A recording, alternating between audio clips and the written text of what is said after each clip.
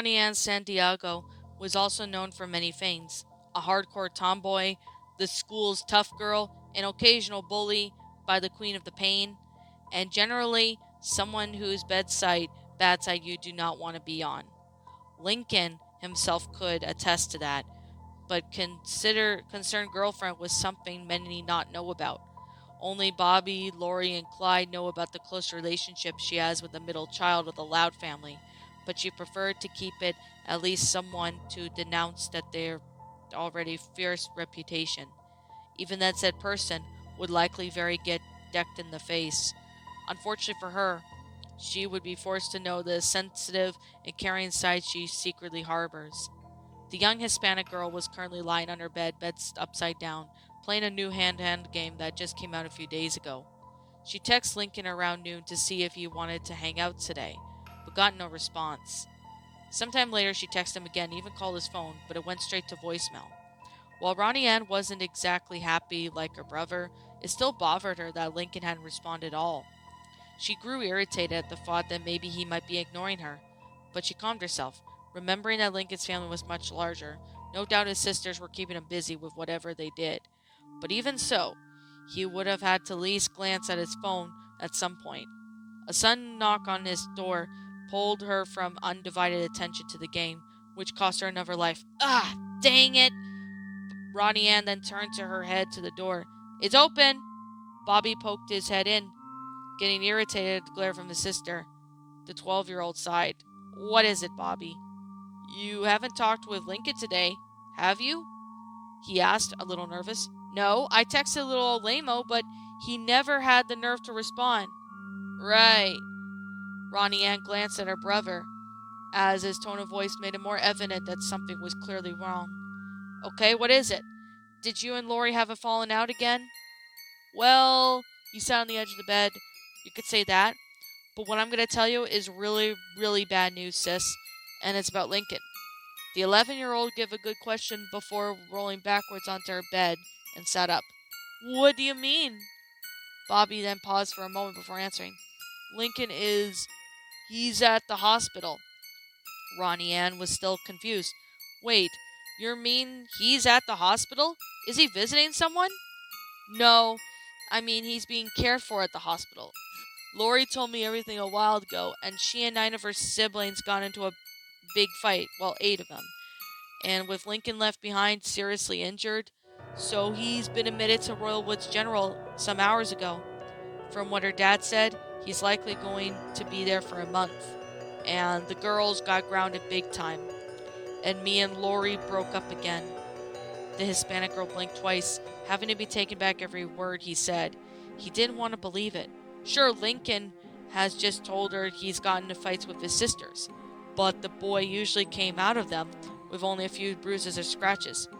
Please tell me you're joking, Roberto. Please tell me everything you said was part of the prank. Did Luann have any part of this? The boy glared at his sister. Would I joke about something about me and Lori breaking up?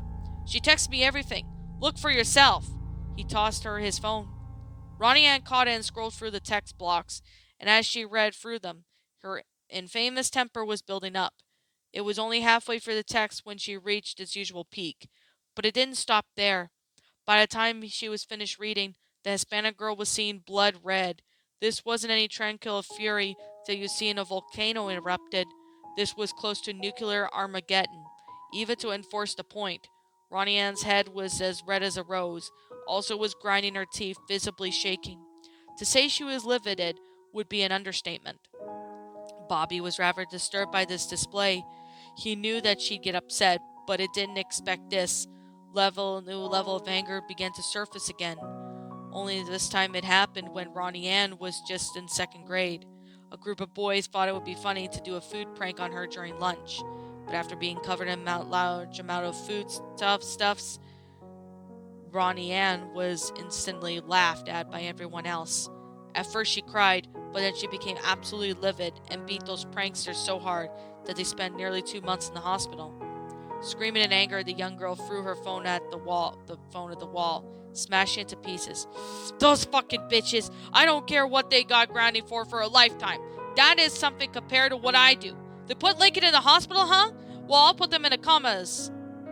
With the strength and surprised by her brother, she picked up her nightstand with a little difficulty, flung it open at the window. Crashing noise could be heard throughout the whole block. Bobby cautiously approached her, his sister, who now seemed to be content on painting out her own frustration. Ronnie Ann, she looked at him. He could now clearly see the hate burning in her eyes, but at the corners of her eyes, he also noticed tears were forming. Come here. He pulled her into a hug. Ronnie Ann resisted at first, but as her brother gently ran his fingers through her hair, any resistance she wanted to muster faded. The young girl finally allowed herself freely to cry. Hot tears then streamed down her cheeks.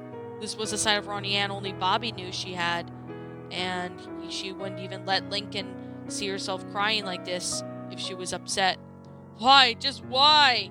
Why would they do something like this? She sniffled. I don't know, sis. I honestly don't know. I wanted to go see him. I don't care if it's a school night. I just want to see if he's all right.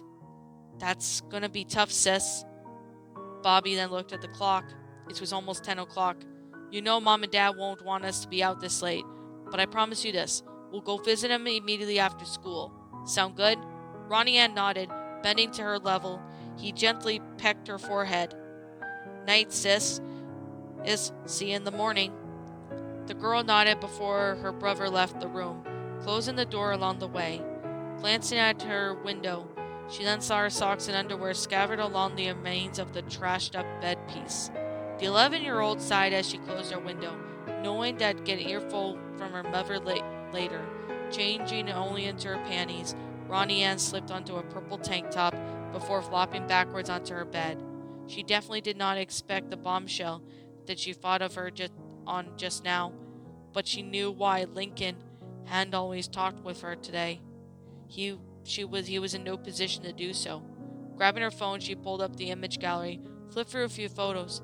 Each of them had showed her and Lincoln posing at a few places they hung out, but at one that she stopped, showed her kiss of a cheek, was a very surprised Lincoln. What did they do to you, Lincoln? Ronnie Ann muttered. The very next day, Ronnie Ann slumped into her first class. It was evident that she hadn't slept well, and if all given, the small bags under her eyes, her depressed state was all evident then to most students. Who made her do all this wide berth, if even the person brave enough or allowed to go near her was none other than Lincoln's best friend Clyde. Hey Ronnie Ann, how's it? He then took notice of her features. Whoa, you okay? Doesn't look like I'm okay, she said, half glared at him. Didn't hurt to ask, but have you seen Lincoln? He wasn't at the bus stop this morning. The Hispanic girl stared at her at the floor. No, I haven't. The African-American lad was just still getting bad vibes from this. You and Lincoln didn't have a fight or something, did you? No, Clyde, but I gotta ask, did you talk with Lincoln any point during the weekend? Yeah, he came over on Saturday because his sisters were fighting again. Before he could say more, the 5-minute warning bell rang. Dang it, I'll have to tell you more at lunch. Or you can ask Lincoln if he shows up today, Clyde said before running off. He doesn't know yet, Ronnie Ann muttered. She then made a quick stop by her locker before sprinting to class. Throughout the next 3 hours of school, the Hispanic girl could only pay their attention. The only thing that was on her mind was to piece together what happened during the fight between Lincoln and 9 of his siblings. The texts Lori sent only stated what happened after the fight, nor speak any extent of Lincoln's injuries. She was called out a few times for not paying attention, but she didn't care much. Once that lunch rolled around, she sought out for Clyde, who also happened to be talking with Lucy's golf friends, Haku. So I was thinking about asking Lori to the movies this week. Clyde gave her a dreamy sigh. Just to think that she's still into Blarney. Considering that she's 17, I doubt it, Haku replied without a hint of care in her voice. Clyde, who's this? Ronnie Ann asked as she approached the two. Oh, this is Haku. We met each other at the Sadie Hawkins dance. Pleasant meeting you. Oh, great, another Lucy, the Hispanic thought to herself. So what are you saying about Lincoln earlier? Oh, right. He stayed the night to let his sisters cool down, and during that time, I gave him a therapy session. He said he had tried the best he could to help them, although they were following something called a sister protocol fight. From what Lincoln said, it only made things worse if they said they would have just helped him. He could fix everything, but instead they kept telling him not to get involved, so he resolved to going back to his sisters and talk it out the next morning. I don't know anything after that, Clyde explained. Well, I do, Ronnie Ann replied, her anger surfacing again. You do? Clyde asked. Haku simply raised a brow. His so-called sisters put Lincoln in the hospital, all because he wanted to help them, she said, more to herself than anything else. Clyde was drinking his juice when Ronnie Ann said this, causing him to nearly choke. Lincoln's in the hospital? Now that you mentioned it, Lucy was quieter than usual. In fact, her eyes was visible, the Goth girl stated.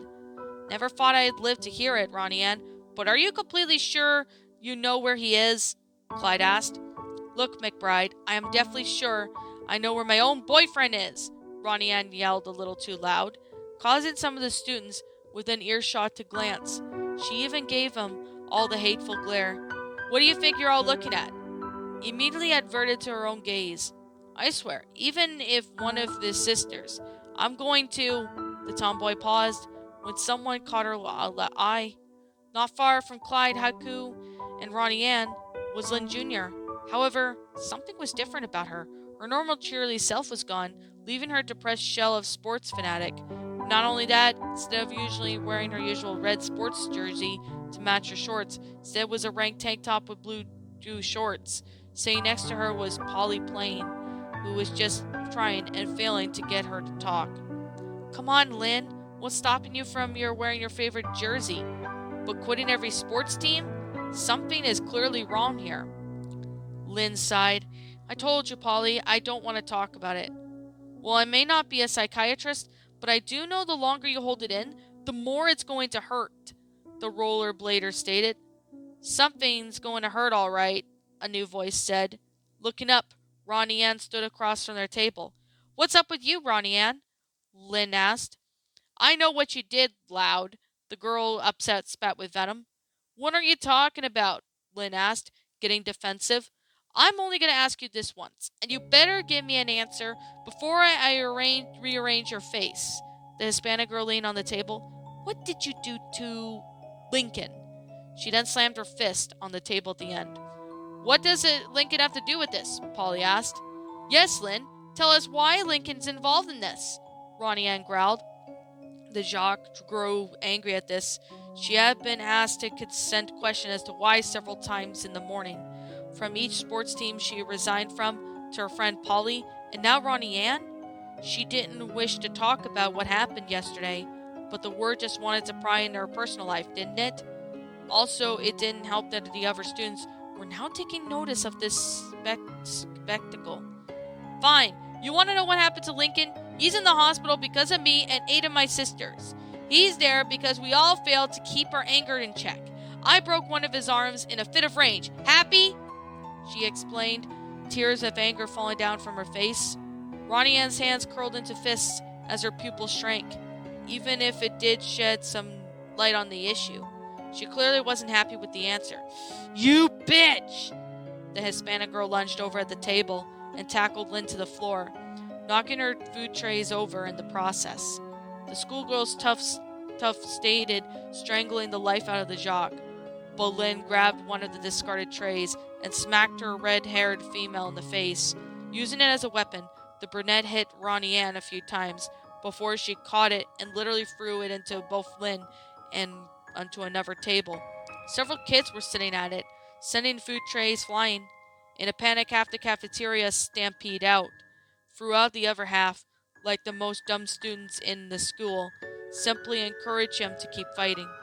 Ronnie Ann jumped off the table, pinned Lynn to it, delivering 3 harsh blows to her face.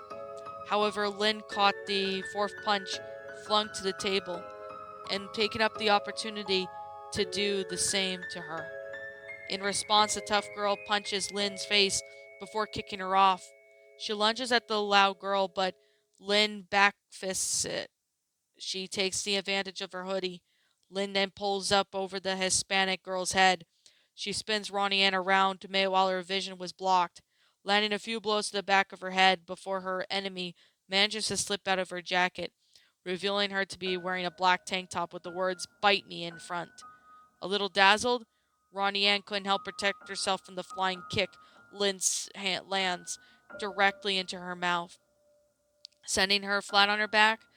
The crowd winced at this, shaking their heads. The Hispanic girl felt something loose in her mouth before spitting out a tooth. Now fervor arranged, she charges back towards Lynn. Lynn aims another kick at her, but the tough girl grabs her leg, lifting her up and slamming her into the stomach. Pinning her down to the floor, Ronnie Ann proceeds to slam her fist into the quartz-like surface. Lynn then turns her head to the side, revealing her nose to be damaged just for a few teeth about to fall out. She tries to punch Ronnie Ann off, but instead the tough girl grabs her fists and plants her foot into the jock's forehead. "You broke Lincoln's arm, huh? Let's see if you like having one." She glared viciously before twisting the girl's arm. Lynn could feel the bone reaching its limit and knew Ronnie Ann wouldn't stop there. She tried to get up or at least rolled over, but the Hispanic girl had her just where she wanted. The jock grunted in pain, kicking her feet out as the pain coursed through her arms. The muscle and bone reached their limit, flexing potential. One more twist and the bone could pop right out. Before Ronnie Ann could take her vengeance, a booming voice sounded throughout the lunchroom. "What is going on in here?" The students turned, catching with the principal, two security officers, and a few teachers. Kevin Walker had a few years of being the school's head to know what the good about the ideas, particularly with ones with outstanding achievements or with bad apples. Walking to the center of the crowd, he found the two girls still in position, and they were in the fight when he interrupted.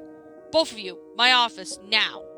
Hesitantly, Ronnie Ann got off of Lynn, who started to massage her sore arm. "Don't think this is over loud." "Far from it," Lynn glared, spitting out her loose teeth. Somewhere in the crowd, Clyde, Haku, and Polly Payne began glancing at one another, unsure of what was going to happen now.